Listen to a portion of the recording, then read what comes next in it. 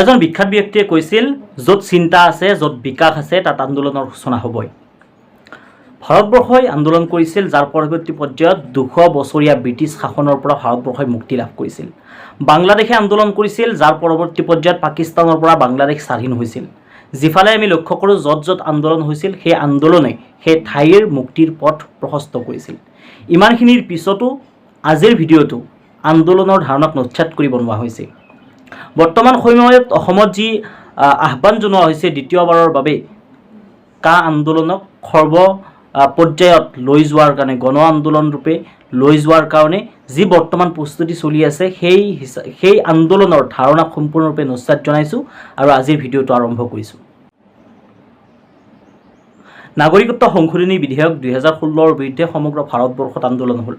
অসমত সেই আন্দোলনে তীব্ৰতৰ ৰূপ ল'লে আৰু সেইখিনি সময়ত অসমৰ ছাত্ৰ সমাজে আন্দোলন আৰম্ভ কৰিলে আৰু অসমৰ ছাত্ৰ সমাজৰ ভিতৰত গুৱাহাটী বিশ্ববিদ্যালয়, তেজপুৰ বিশ্ববিদ্যালয়, ডিব্ৰুগড় বিশ্ববিদ্যালয় লগত ধৰি অসমৰ যিমান আগশাৰীৰ শিক্ষানুষ্ঠান, শিক্ষা প্ৰতিষ্ঠান আছে, সমগ্ৰ শিক্ষা প্ৰতিষ্ঠানৰ প্ৰায়ভাগ ছাত্ৰ ছাত্ৰীয়ে সেই আন্দোলনত জঁপিয়াই পৰিল। নিজৰ পঢ়া, নিজৰ ঘৰৰ কথা, সকলো কথা আওকাণ কৰি কেৱল আৰু কেৱল অসমৰ মুক্তিৰ পথ প্ৰশস্ত কৰাৰ বাবে সকলোৱে আন্দোলনত জঁপিয়াই পৰিল। তাৰ ভিতৰত এজন ছাত্ৰ হিচাপে আমিও বিভিন্ন ধৰণৰ অনুষ্ঠান প্ৰতিষ্ঠানত আন্দোলন আৰম্ভ কৰিলোঁ বা বিভিন্ন ধৰণৰ মহাবিদ্যালয়ে আন্দোলনত বক্তৃতা দিয়াৰ কাৰণে নিমন্ত্ৰণ জনাইছিল। সেই মৰ্মে আমি আন্দোলনত সন্মুখৰ পৰা নেতৃত্ব প্ৰদান কৰিছিলোঁ। তো সেই যি আন্দোলন আমি আৰম্ভ কৰিলোঁ, ছাত্ৰ সমাজে যি আন্দোলন আৰম্ভ কৰিলে, সেই আন্দোলন এনেকুৱা এটা পৰ্যায়লৈ গুচি গ'ল, যি পৰ্যায় সৰ্ব অসমত গণ আন্দোলনৰ পৰ্যায়লৈ গুচি গ'ল। আৰু সেই যেতিয়া অসমৰ ছাত্ৰ সমাজে আৰম্ভ কৰা আন্দোলন গণ আন্দোলনৰ ৰূপ ল'লে, সেইখিনি সময়তে কিছুমান মানুহে নিজৰ সুবিধা লৈ ল'লে। এতিয়া অসমবাসী ৰাইজক মই এটা কথা ক'ব বিচাৰিছোঁ যে সেই যিটো সময়ত গণ আন্দোলন আৰম্ভ হ'ল, তেতিয়া ছাত্ৰ সমাজে আন্দোলনটো আৰম্ভ কৰিলে। তাৰপিছত কিছুমান মানুহে চিনেমা কৰি আছিল, কিছুমান শিল্পী সাহিত্যিক আছিল, কিছুমানে বিভিন্ন ধৰণৰ প্লেটফৰ্মত কাম কৰি আছিল, কিছুমানে যি টি কৰি আছিল। তাৰপিছত সকলোৱে আহি সেই আন্দোলনত যোগ দিলে। তাৰ পিছৰ পৰ্যায়ত সেই ছাত্ৰ সমাজে আৰম্ভ কৰা আন্দোলনত, ৰাজপথৰ আন্দোলনক লৈ যোৱা হ'ল খেলপথাৰলৈ আৰু খেলপথাৰলৈ গৈ নাচ গান বাদ্যৰ সহায়ত আন্দোলন কৰা হ'ল, য'ত নেকি আন্দোলনৰ নামত সাংস্কৃতিক সন্ধিয়াৰ আয়োজন কৰা হ'ল। এটা প্ৰথমটো কথা। তাৰ পিছৰ পৰ্যায়ত যদিহে আপুনি লক্ষ্য কৰে, কা আন্দোলনত 5গৰাকীকৈ অসমীয়া ল'ৰা শ্বহীদ হ'ল।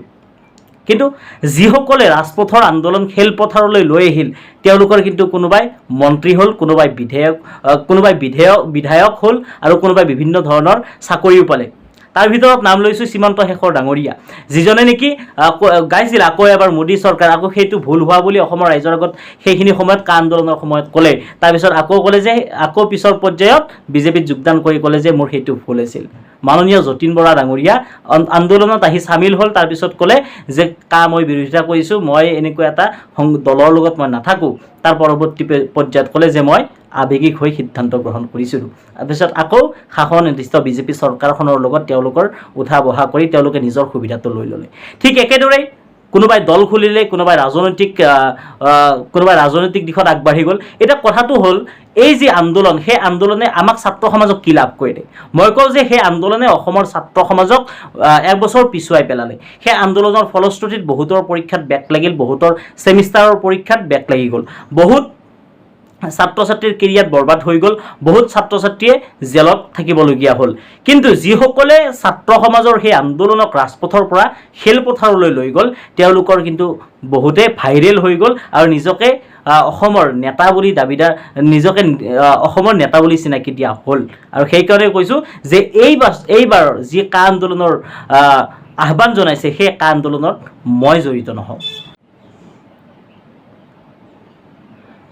এটা কথা ক'ব বিচাৰিছোঁ যে আমাৰ কা আন্দোলনৰ সময়খিনিত আমাৰ সকলো দল সংগঠনৰ লক্ষ্য আৰু উদ্দেশ্য একেটাই আছিল যে আমি এক হ'ব লাগে। আমি এক হৈ আমাৰ অসমক যিসকলে শাসন কৰি আছে, অসমক শাসনৰ নামত যিসকলে শোষণ কৰি আছে, তেওঁলোকৰ বিৰুদ্ধে আমি থিয় হ'ব লাগে। ঠিক আছে, ইয়ালৈকে ঠিক আছে।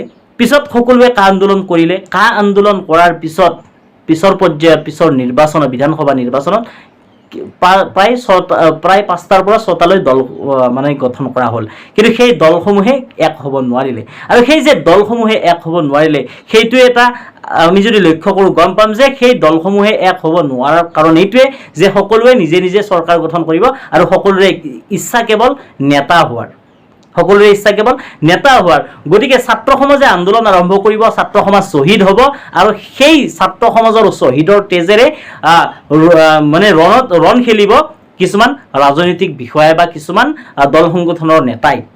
গতিকে সেইবাবে কৈছোঁ যে ছাত্ৰ সমাজৰ আন্দোলনত যিসকলে হাইজেক কৰি আন্দোলনটোক নিজৰ লাভৰ বাবে আন্দোলনসমূহক হাইজেক কৰে, সেইসকলৰ বাবে আজি মই ৰাজহুৱাভাৱে কৈছোঁ যে মই লগতে সমগ্ৰ অসমৰ ছাত্ৰ সমাজক আৰু আহ্বান জনাওঁ যে এই যিটো আন্দোলন, সেই আন্দোলনত আমি জড়িত নহওঁ।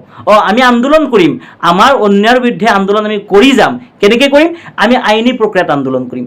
নাগৰিকত্ব সংশোধনী বিধেয়ক মই সমৰ্থন নকৰোঁ বা কৰোঁ, যদিহে নকৰোঁ মই তেওঁলোকৰ লগত আন্দোলনত মই যোগ দিয়াতকৈ মই কি কৰিম যে আইনী প্ৰক্ৰিয়াত সাব্যস্ত কৰিম, মোৰ প্ৰতিবাদ আইনী প্ৰক্ৰিয়াৰে কৰিম। আৰু যেতিয়া আপুনি দেখিব আইনী প্ৰক্ৰিয়াৰে যেতিয়া যুৱ সমাজে আন্দোলন আৰম্ভ কৰিব, তেতিয়া স্বৈৰাচাৰিতা সুবিধাবাদী একাংশ দল সংগঠনৰ নেতাই সেই সুবিধাটো লাভ নকৰে। সেইকাৰণে সমগ্ৰ অসমৰ ছাত্ৰ সমাজক অনুৰোধ কৰিছোঁ যে আন্দোলন হ'ব গৈ আছে, সেই আন্দোলনত যোগ নিদিয়াই ভাল। সেই আন্দোলনৰ পৰিৱৰ্তে ছাত্ৰ সমাজে লগ হৈ এটা কাম কৰিব লাগে যে আমি আইনী প্ৰক্ৰিয়াত আমাৰ প্ৰতিবাদ আমি সাব্যস্ত কৰিম।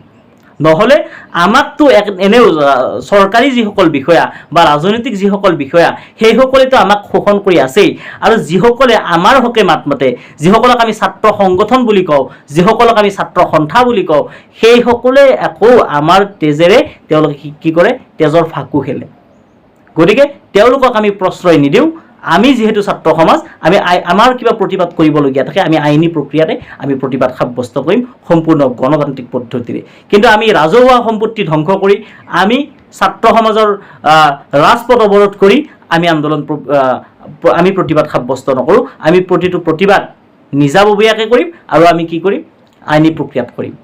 যদিহে আপুনি কথাখিনি ভাল পাইছে তেতিয়াহ'লে জনাব, আৰু যদিহে বেয়া পাইছে তেতিয়াও আপুনি জনাব, কিন্তু কথাখিনি চিন্তনীয়। ধন্যবাদ।